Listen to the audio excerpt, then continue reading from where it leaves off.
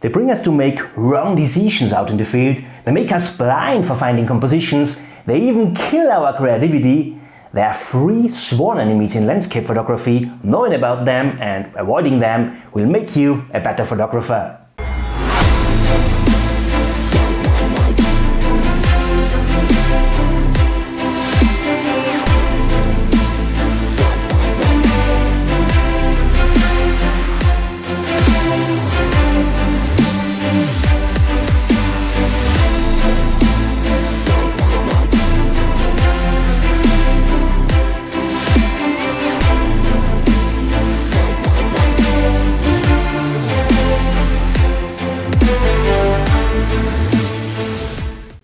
Hi my friends, very nice to see you. There are 3 sworn enemies in landscape photography.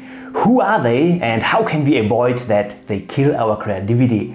And I have to say, I see them all the time attacking landscape photographers. I'm also a victim from time to time, and we even know about all these enemies quite well, and I just think it is an advantage to see them a bit more clearer. And we should also know about how we can easily eliminate them. Well, the first sworn enemy is something that holds us down. It takes us away the fun in photography, and it even blocks our creative thoughts. And finally, it even leads into a situation that we have simply no idea what we could photograph. We're talking about uninspiration. I hope this is a word, by the way. So it's all about being uninspired. And yeah, we are all uninspired from time to time, longer or shorter. The question is, how can we get rid of this issue? How can we find back to our creativity in such a case? And what I found out is there are 2 different types of uninspiration. The first one happens to us when we don't engage enough with landscape photography. Maybe we didn't have enough time for a while, maybe we are chained at home for any reason, or we are simply insured so that we can't hike around. Whatever it is, coming away from landscape photography for a while can lead into a feeling of uninspiration. In this case, you just have to get inspired again, obviously. Quite interesting, by the way. You know, I mentioned my grandfather multiple times in my videos already. He was a painter and a professor in art, and this is already decades ago. And I got a really interesting question here from Klaus, and Klaus wants to know how my grandfather managed to get inspired back then, as Instagram and YouTube simply didn't exist. So yeah, looking at images on Instagram is a quite good idea to get inspired, or at least to get ideas about taking different types of photographs. And also YouTube is a really good source because it is inspiring to look at another photographer out in the field, learning about his thoughts, his concepts and so on. This can really be inspiring, and by the way, this is also one of the goal cause of my channel here, inspiring you. But my grandfather didn't have YouTube, he didn't have Instagram or Facebook or something like that. So how did he get inspired all the time? And to be honest, he did something that is even better than all the social networks we have today. And what he did is, he simply went out into nature as often as it was possible for him. He engaged with nature, with landscapes, he enjoyed it, he inhaled everything. And when he thought that there were a great composition, he just took his brushes, his paints, his canvas, and he simply started to paint. And now here comes the big surprise. This still works today. We just have to do it. So if you feel uninspired because you haven't engaged with landscape photography, it's good to consume images on Instagram or to watch videos on YouTube, but go out into nature without your camera gear in first step. Just get connected with Mother Nature. And if you got connected, return with your camera gear and take a fantastic photograph. But it is also possible, of course, that you've lost your inspiration after you have photographed too much. But that's even easier, to be honest. It's like drinking too much coffee or something like that. Just make a break for some days in such a case, a creative break, and yeah, inspiration will come back automatically.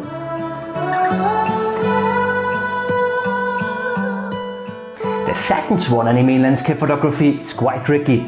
It makes us blind for seeing compositions, even if they are straight in front of us. It also blocks us for seeing stories, even for getting connected with Mother Nature. We're talking about something that I call unfocus. And also here I'm not really sure if this word exists, to be honest, but it doesn't really matter. I mean, it's a creative channel. I make my own words if it's necessary. Well, it is all about not being focused. And what I mean by that are two things. First of all, tiredness. And oh man, I think it is the biggest enemy for me, to be honest. Especially, we have to prepare our photo tours, we have to process our image, and therefore we often go to bed quite late. And if we then also have to get up early in the morning to get a fantastic sunrise or something like that, but let's make a long story short, landscape photographers belong to the most tired people on our planet. And this is an obstacle, even my biggest one, to be honest. In my greeting scenes in the early morning, anywhere out in the nature, in most cases I'm still dreaming. It is really an obstacle because I see the difference. When I'm totally fresh out in the field, it is so easy to get great photographs, to get focused on compelling stories and compositions. But when I'm totally tired, I don't feel as comfortable as usually. Of course, we could say now we have to live with that because everyone is affected anyway. But we can go earlier to bed. We can even affect the quality of our sleep with, maybe no blue light the last hour before you go to bed or something like that, or preparing your gear not before you go to bed. This is even the biggest problem before a photo day, by the way. When you go to bed before the big day of shooting your sunrise, you've planned already for so long. And when you go to bed then and you're lying there, it could happen that you are forced to think about if you have maybe forgotten anything, and that's not good. So the best thing you can do is always prepare or don't prepare your gear in the evening before you go to bed. Do it already in the morning before. And there are also so many things you can do to sleep better. But I don't want to turn this video here now into kind of how to sleep better video or something like that. But if you have some tips about what you can do to sleep better, leave me a comment below this video and also check out all the other comments there. Well, unfocus doesn't happen only when we are tired. We also lose our focus when we get distracted. And it doesn't matter what I'm doing when I'm planning my photo tour and the phone is ringing all few minutes, and my planning quality will definitely not be the best, obviously. So it's really a good idea to turn off the phone for a while, just that you are focused. I know this sounds so obvious, but it is not done with knowing about it. It has to be done. But also when I'm out in the field looking for stories and composition, when there are other people talking to me, maybe about totally other topics, maybe my wife is with me and tells me that I have to meet the moto middle or something like that.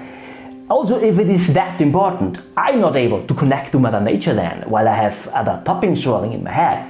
I simply can't see compositions then. What I do in such a case is, if I'm hiking with a non-photographer, I explain him already in the beginning that I need a little bit of time just for me, maybe while making a break or something like that. My wife always takes a book with her, for instance, so she reads while I just connect to nature. And if the other person is another photographer and it is not all about taking a shot at the obvious iconic vista on a specific place up there, it could be that we agree to meet again in an hour or so at a specific place after every one of us found a composition, so that everyone just is focused on his photography for an hour or so. And this is really such a big difference for getting focused, and generally a good tip, by the way, because you can also share the compositions afterwards you have found and learn from each other. But important is, whenever you are out in the field, that you have quality time to get focused. Quite interesting, by the way, I give different types of workshops, one-to-one workshops, and one of these workshops is all about getting better in finding compositions and stories. And now guess what? I consider quality time there, where the photographer just gets focused. I just look over his shoulders and support him, and afterwards we talk deeper about his photography. And the reason therefore is simply, I want him to get focused as much as it is possible during a workshop. So always get sure to get enough sleep, and also good sleep, and don't get distracted out in the field. Always be focused. My friends, just for the case that you like this video, please consider to give me a thumb up. It would help the algorithm, it would help me, and it would also help other photographers out there to find this video better on YouTube. So thank you therefore.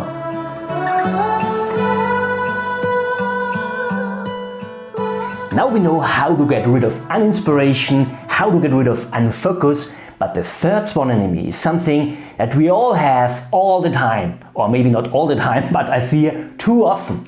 It kills our creativity, it doesn't allow us to think our compositions to the end, it hinders us to get out a masterpiece. We are talking about stress. And the interesting thing about stress is that we usually have the wrong idea about why we actually have stress. So why do we have stress? I guarantee you, if you ask this question to 3 different people, you will get 3 similar answers. That we work too much or that we have too many things to do. But now here comes the shock. It is not the reason for stress. I'm working 7 days a week, for instance. I have an IT and marketing company. There are lots of clients I have to talk with every day. There are lots of projects I have to work on, lots of projects I have to coordinate as well. I have my landscape photography business, I sell prints, I give workshops, I give online tuition, I have my YouTube channel here. I also write for a photography magazine, and I don't have enough 0 days, to be honest. I mean, days where I'm doing nothing. And whenever I tell people about how much I'm doing, each single time, people say to me, "Oh man, what a stressful life." But the absolute crazy thing is, the opposite is the case. I don't have stress all the time. Stress is not all about the amount of things we have to do. Stress has another origin, and it is quite easy to get rid of it. Much easier than you might think. But therefore, let me give you an example, a photo day where I had really stress, lots of stress. It was on one of my last outdoor videos in Hallstatt, or the valley behind Hallstatt.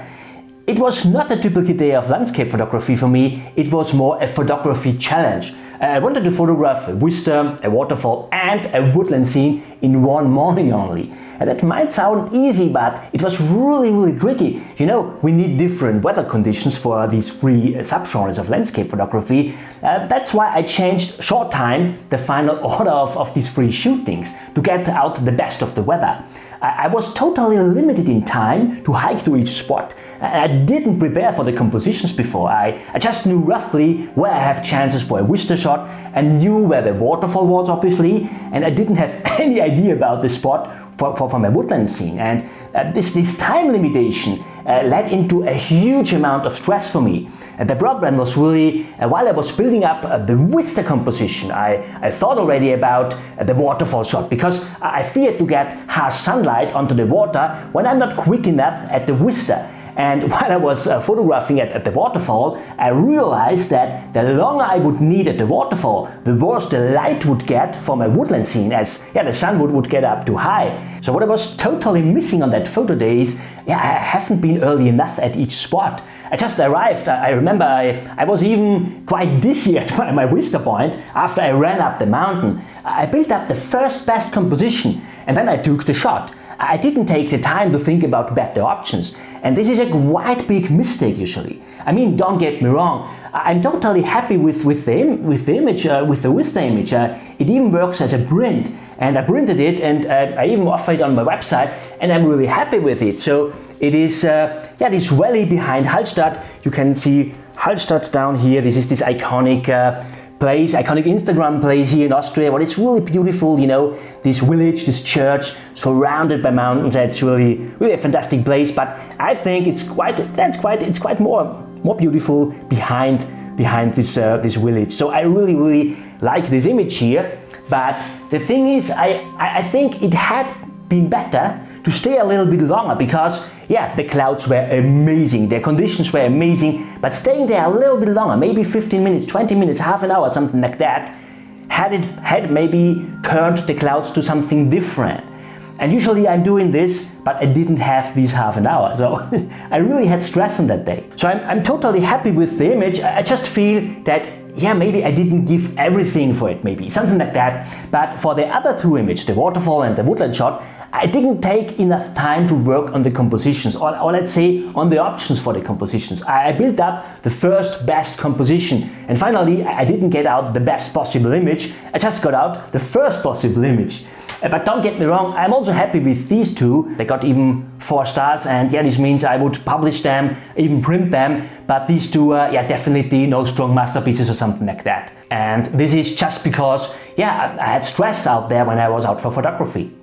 And we should also not forget, I photographed just 3 images. That's not all too much. I got already much more photographs on one morning without stress. And when we break it down, it is not all about the amount of things we have to do. Stress is just given when we are limited in time, and if we think already about the next thing we have to do. Simply, if we don't focus on that, what we are currently doing. And this is poison, really, this is poison for our creativity. And what I do to avoid stresses in my office, first of all, I write down a list of all my tasks, then I bring them into a priority order, and then I just work on each point of them, point for point, without thinking about the next one. And this always works for me. And when we break this down for photography now, whenever I'm out in the field looking for a composition, I just work on this one composition. I don't think about the next photograph already. I just did this in this challenge, in this photography challenge.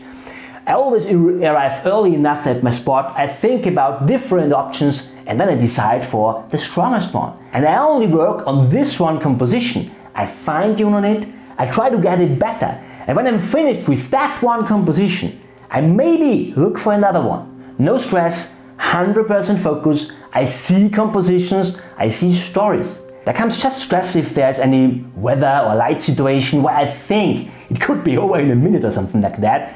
Yeah, I mean, we don't always get rid of stress. Sometimes we have to live with it.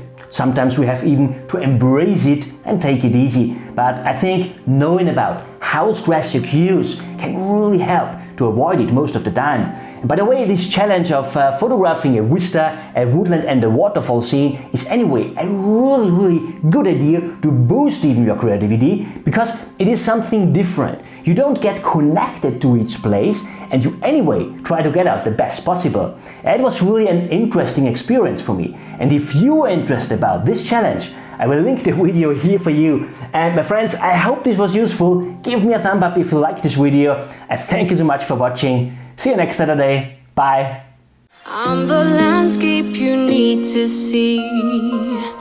You are the artist I'll never be.